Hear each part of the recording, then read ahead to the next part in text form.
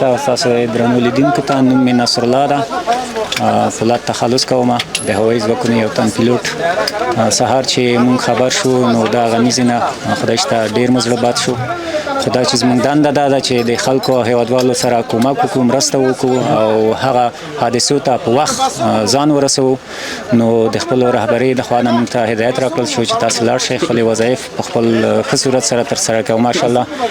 تر دې دمه مو دغه تقریبا په حدود د 10 پروازو کې مونږ د سهار رئیس لګیو پروازونه مو وکړل زخمیان 10 پرواز یوازې تاسو تیاری کړی ان شاء الله او دا راته وایي چې په هر پرواز کې څومره زخمیان تاسو سره انتقالوي دا اوس اخري به درته ووایم ځکه چې د اخري کسان وو 10 کسان زخمیان راوړل او د دې خوانم خوراکي مواد خلکو ته وړو تخفي ولا سيارة